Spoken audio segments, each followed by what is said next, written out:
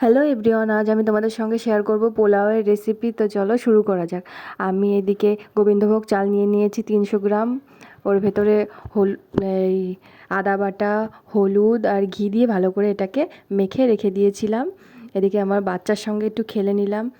আর আমি ওর সঙ্গে করছি হলো চিকেন কষা। এটা রেসিপি আর কি দেবো। এইদিকে কড়াইতে আমি তেল দিয়ে কাজু আর কিশমিশগুলোকে একটু ভেজে নিচ্ছি পোলাওয়ের জন্য।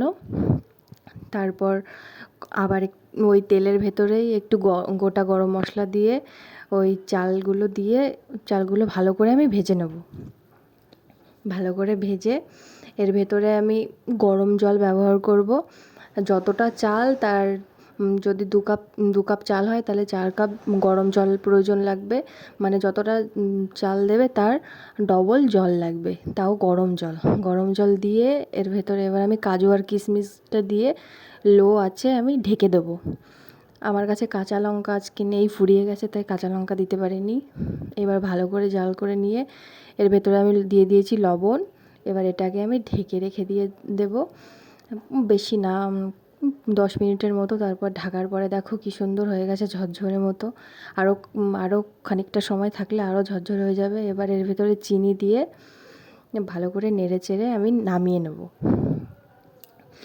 দেখো কতটা ঝরঝরে হয়েছে। গরম জল দিলেই তবেই, একদম পারফেক্ট জল দিলে সেরকমভাবেই হবে। এইদিকে আমার মাংস হয়ে গেছে, পোলাও হয়ে গেছে। দেখো এবার আমরা খেতে বসে পড়েছি, কতটা ঝরঝরে হয়েছে দেখো।